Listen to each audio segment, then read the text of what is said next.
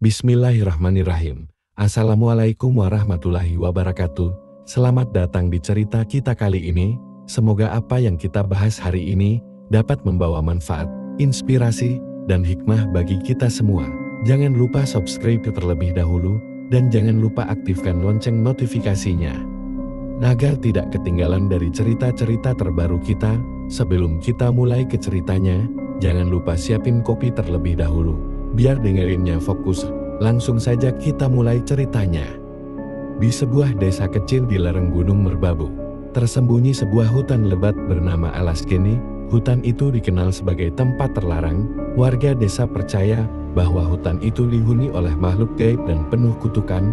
Tidak ada yang berani masuk ke sana, bahkan para pemburu yang paling berani sekalipun.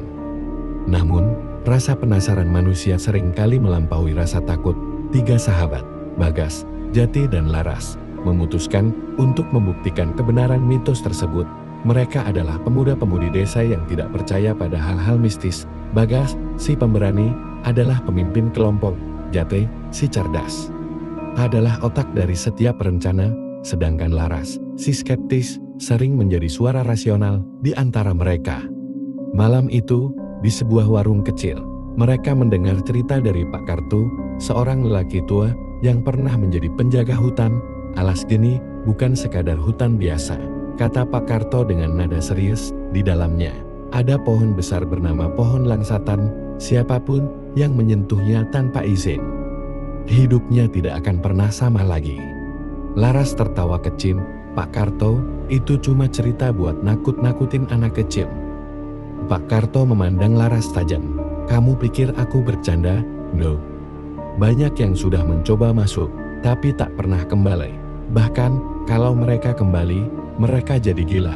Bagas, yang merasa tertantang, langsung berbisik pada Jati dan Laras. Besok malam, kita masuk ke Alas Geni. Aku ingin tahu apa yang sebenarnya ada di sana. Malam berikutnya, mereka bertiga berkumpul dengan membawa perlengkapan sederhana, senter, bekal makanan, dan tali. Bulan purnama menerangi jalan setapak yang membawa mereka ke tepi hutan. Begitu kita masuk, jangan pisah, pesan Jati sambil memeriksa kompasnya. Dan jangan lupa, kita harus tetap di jalur. Namun, begitu mereka melangkah masuk, suasana berubah drastis. Angin sejuk malam mendadak terasa berat, seperti ada sesuatu yang mengintai. Pohon-pohon menjulang tinggi, menghalangi cahaya bulan. Saat mereka semakin jauh ke dalam hutan, suara-suara aneh mulai terdengar. Bisikan samar, derit pohon, dan suara seperti tawa kecil di kejauhan. Laras mulai merasa tak nyaman. Bagas, ini ide buruk. Aku rasa kita harus kembali. Namun Bagas hanya tertawa kecil. Takut? Kita belum melihat apa-apa. Setelah berjalan sekitar 1 jam, mereka tiba di sebuah area terbuka. Di tengahnya berdiri pohon langsatan yang disebut Pak Karto. Pohonnya besar, dengan akar-akar yang menjalar seperti ular. Di batangnya tergantung kain merah dan kuning, seperti penanda adat. Ini dia, kata Bagas sambil melangkah mendekat. Apa yang menakutkan dari pohon ini? Tanpa berpikir panjang, Bagas menyentuh batang pohon itu. Seketika angin kencang berhembus, membuat daun-daun berterbangan. Suara tawa kecil yang sebelumnya samar kini terdengar jelas, diikuti oleh bisikan-bisikan. Berani sekali kalian datang ke tempat ini. Laras menjerit. Bagas, jangan sentuh lagi. Tapi sudah terlambat. Pohon itu seperti hidup. Akar-akar besarnya mulai bergerak perlahan, menjalar ke arah mereka. Mereka bertiga berlari sekuat tenaga, mencoba keluar dari hutan. Namun jalan setapak yang mereka lalui sebelumnya sudah hilang. Mereka seperti terjebak dalam labirin. Ini tidak masuk akal. Jati memeriksa kompasnya, tapi jarum kompas itu hanya berputar-putar tanpa arah. Di tengah kepanikan, mereka melihat seorang wanita berdiri di kejauhan. Dia mengenakan kebaya putih dan tersenyum lembut. Kalian tersesat, Ndu? Tanyanya dengan suara yang tenang, tapi anehnya terdengar menggema.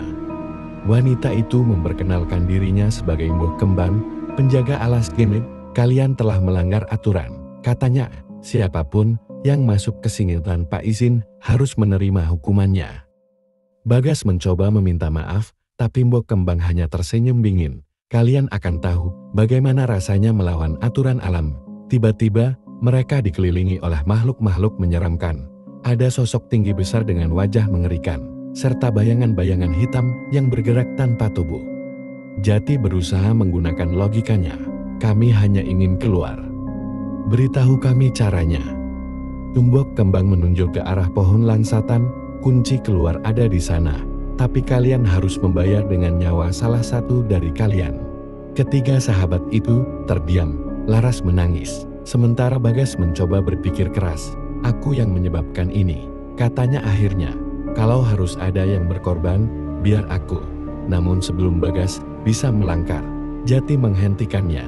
Tidak, kita masuk bersama. Kita keluar bersama. Mereka bertiga akhirnya memutuskan untuk menghadapi pohon langsatan bersama-sama.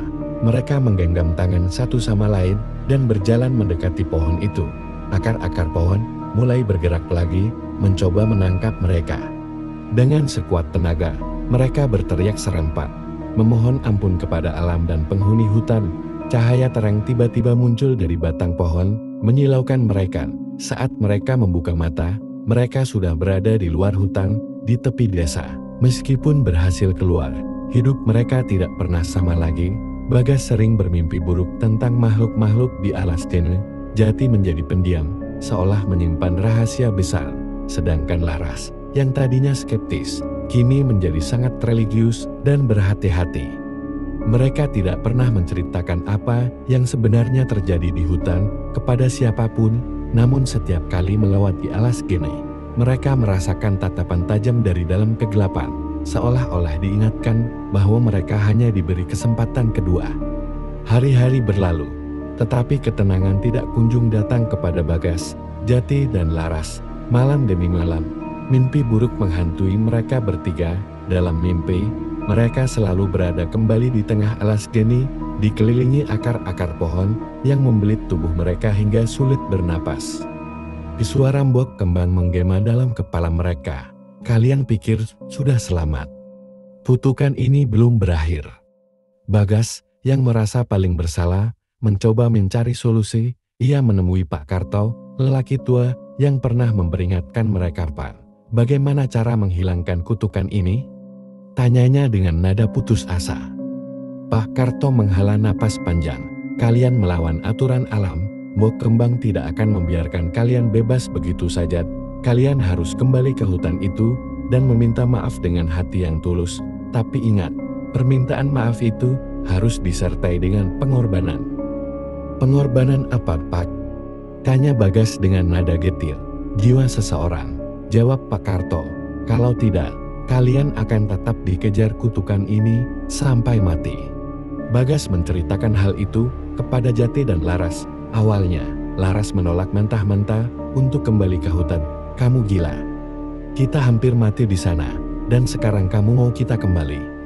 Namun Jati, yang telah lelah dengan mimpi buruknya, menyetujui itu. Bagas Laras. Kalau kita tidak melakukan sesuatu, kita akan tetap hidup dalam ketakutan. Aku tidak mau seperti ini selamanya. Setelah perdebatan panjang, Laras akhirnya menyerah.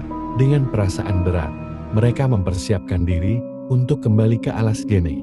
Di malam yang sama, mereka membawa sesajen berupa bunga kenanga, dupa, dan ayam hitam sesuai petunjuk Pak Karto. Mereka juga membawa pisau kecil. Jika pengorbanan nyawa benar-benar diperlukan, ketiganya memasuki hutan itu lagi. Namun kali ini, mereka merasakan keheningan yang jauh lebih menyeramkan daripada sebelumnya. Tidak ada suara burung atau serangga, hanya desiran angin yang terdengar seperti bisikan. Mereka akhirnya tiba di pohon langsatan. Di bawah pohon itu, Mbok Kembang sudah menunggu, berdiri dengan senyuman dinginnya. Kalian kembali, katanya dengan nada puas. Apakah kalian siap membayar kesalahan kalian? Bagas maju dan berlutut di depan Mbok Kembang. Kami mohon maaf atas kesalahan kami. Kami tidak bermaksud tidak menghormati tempat ini. Mbok Kembang tertawa kecil. Maaf saja tidak cukup. Aku butuh lebih. Siapa yang akan kalian korbankan? Ketiganya saling pandang. Tidak ada yang berbicara. Tetapi dalam hati mereka semua tahu jawabannya. Bagas, yang sejak awal merasa bersalah, mengambil pisau kecil itu dan menyerahkannya kepada Jati. Aku yang menyebabkan ini, aku yang harus menanggung akibatnya, katanya dengan suara bergetar. Namun, sebelum Jati sempat melakukan apapun, Laras melangkah maju, wajahnya penuh ketenangan. Bagas, ini bukan salahmu saja. Kita bertiga sama-sama memutuskan untuk masuk ke sini. Kalau harus ada yang berkorban, biar aku. Bagas dan Jati terkejut. Tidak, Laras. Kami tidak akan membiarkanmu. Sebelum mereka sempat menghentikannya, Laras menyayat telapak tangannya dengan pisau. Darah segar menetes ke akar pohon langsatan. Ia menatapmu kembang dengan mata penuh tekad. Ini pengorbananku. Ambillah. Akar-akar pohon mulai bergerak, membelit tubuh Laras. Meski Bagas dan Jati mencoba menariknya, kekuatan pohon itu terlalu besar. Laras tersenyum samar pada mereka sebelum tubuhnya lenyap ditelan akar. Pengorbanan telah diterima, kata Mbok Kembang dengan suara penuh kemenangan. Sekarang, kalian bebas. Bagas dan Jati kembali ke desa dengan hati yang hancur. Mereka kehilangan sahabat terbaik mereka. Tetapi kutukan itu akhirnya hilang. Mimpi buruk mereka berhenti, dan mereka bisa kembali hidup normal. Namun, setiap kali melewati tepi alas Gene, mereka merasa ada yang mengawasi. Di dalam keheningan malam, mereka sering mendengar suara Laras memanggil mereka dari dalam hutan. Di sebuah malam, Bagas bermimpi bertemu Laras. Dalam mimpi itu, Laras berdiri di bawah pohon langsatan, tersenyum tipis. Aku tidak sepenuhnya pergi, katanya. Aku akan selalu ada di sini, menjaga kalian. Setelah malam itu, Bagas dan Jati tidak pernah mendengar suara Laras lagi. Namun, mereka tahu, sahabat mereka telah menjadi bagian dari alas Gene, melindungi hutan itu agar tidak ada lagi yang melanggar aturan alam. Kisah ini menjadi pelajaran bagi siapapun di desa itu untuk tidak pernah mengabaikan peringatan tentang alas Gene. Hutan itu bukan hanya tempat biasa, melainkan ruang sakral yang harus dihormati, dan hingga hari ini, di tengah keheningan malam, orang-orang masih bisa melihat bayangan seorang perempuan berjalan di bawah pohon langsatan, seolah mengingatkan bahwa alas Gene tidak pernah melupakan. Terima kasih sudah menonton.